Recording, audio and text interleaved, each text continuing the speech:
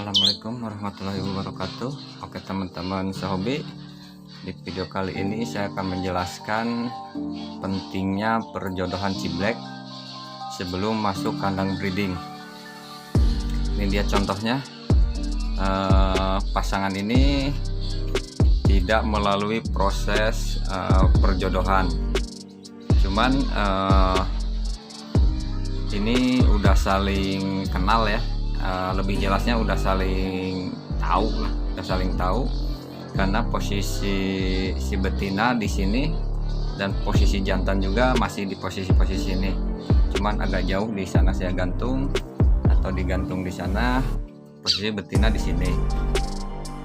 Jadi ketika dimasukkan tidak ada kekerasan ya, atau biasa dibilang sama teman-teman ini KDRT, tidak ada KDRT karena sebelumnya memang udah sering saling melihat, tapi dengan jarak yang lumayan agak jauh ya, ukuran 3 meteran lebih lah, jaraknya 3 meteran lebih, dan itu pun terkadang tidak saling melihat juga.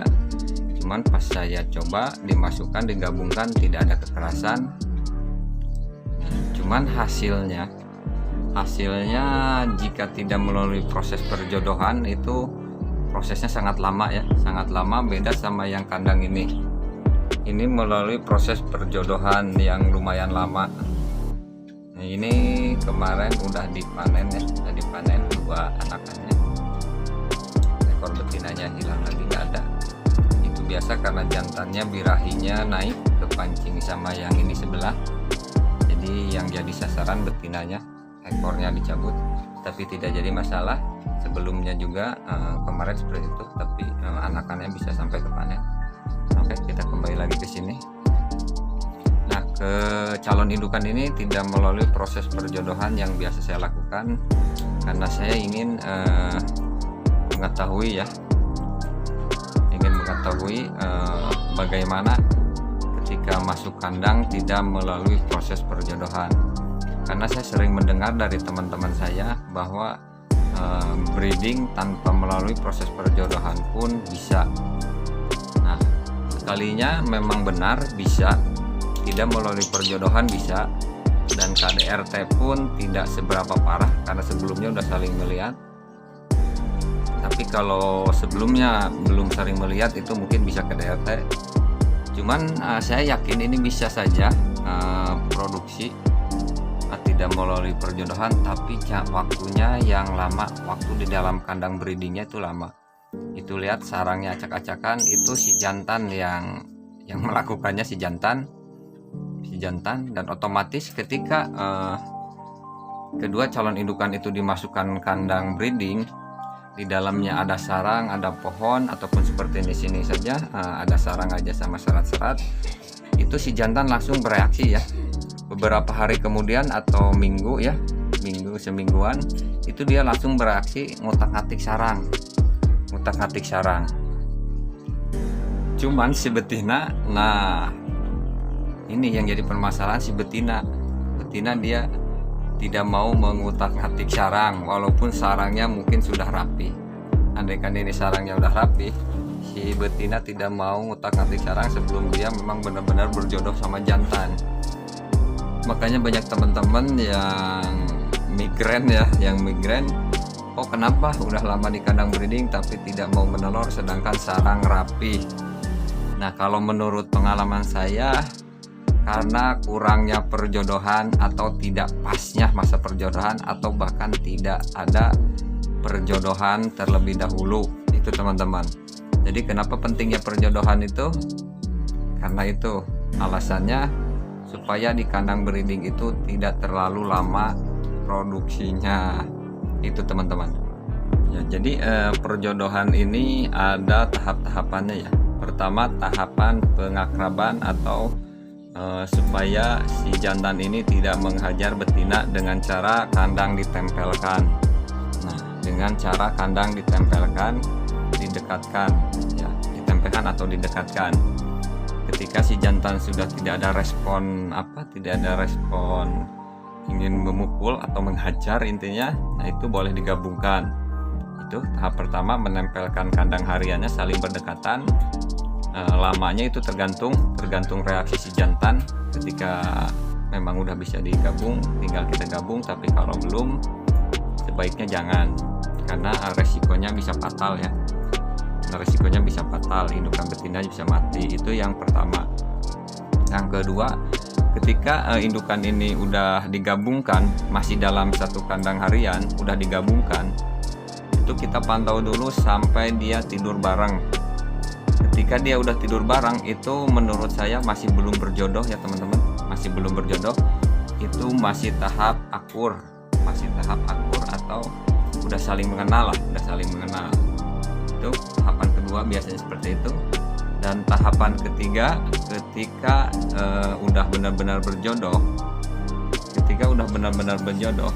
itu sering terpantau si jantan meloloh betina dengan EF yang kita sediakan. Seperti saya menyediakan EF-nya berupa ulat kandang. Nah, bisa aja kroto ataupun jangkrik, tapi lebih bagus ulat kandang, karena ulat kandang kecil-kecil ya, isinya bisa banyak, jadi si burung ini nggak cepat kenyang. Jadi si jantan ini bisa beberapa kali meloloh betina. Tujuannya supaya saling lebih akrab lagi, lebih jodoh lagi. Nah, ketika udah terpantau beberapa hari si jantan meloloh betina, ataupun si betina berani mengambil EF dari paruh jantan, itu bisa langsung kita masukkan ke dalam kandang breeding.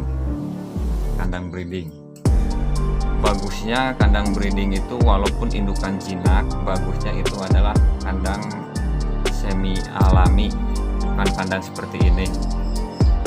Kandang semi alami ya. Kalau ada tempat bisa lebih baik kandang semi alami. Contoh kandang yang semi alami, kenapa saya bilang semi alami? Pertama, lantai tanah atau pasir, ada pepohonannya, dan sarangnya pun ditempel di pohon tersebut.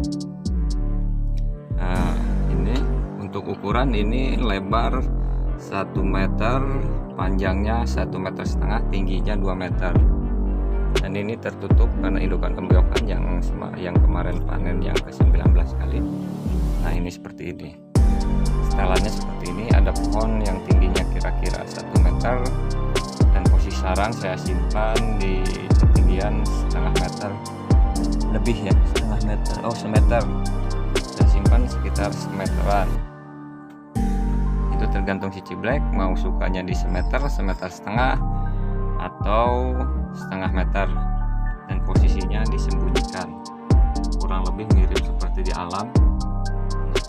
Ini setelan yang disukai ciblek. Jadi alangkah bagusnya mau kedua indukan itu jinak ataupun liar, dan bagusnya kandang breeding ini seperti ini, kurang lebih seperti ini. Penjelasan singkat dari saya, bagaimana seharusnya memang kedua indukan ciblek ini masuk ke kandang breeding. Itu dia. Jadi harus harus mengikuti tahap-tahapannya, dan yang terpenting kita harus sabar, teliti dan telaten ya, kita pahami sifat kedua indukan supaya kita paham bagaimana kita harus menempatkan posisi sarang, dan seperti apa kita harus membangun kandang breedingnya. Nah, itu kita perhatikan. Kalau memang teman-teman tidak ada tempat yang luas, boleh pakai kandang seperti ini, tapi harus diperhatikan kedua indukannya cocok atau tidak dengan kandang seperti ini atau kandang breeding seperti ini. Tapi yang tadi saya katakan, yang paling cocok itu kandang itu semi alami seperti yang tadi saya tunjukkan. Nah, itu mau jinak mau liar, kandang seperti itu biasanya nyaman buat ciblek. Liar pun tidak jadi masalah, yang penting udah melalui proses adaptasi yang lama, minimal itu 2 bulan atau 3 bulan dari ombyokan. Itu proses adaptasi, sekalian penjodohan. Dan ketika tanda-tandanya seperti yang tadi saya sebutkan, itu udah siap masuk kandang breeding.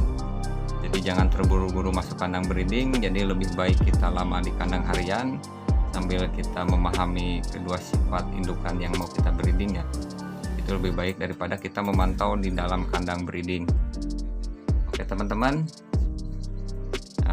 Mudah-mudahan terjawab permasalahannya, dan jangan lupa dukungannya, like, comment, and subscribe, di-share ke teman-temannya juga bagus. Oke, jika ada pertanyaan atau penjelasan saya di sini yang kurang jelas, boleh di kolom komentar. Oke, salam Ciblek Kalimantan.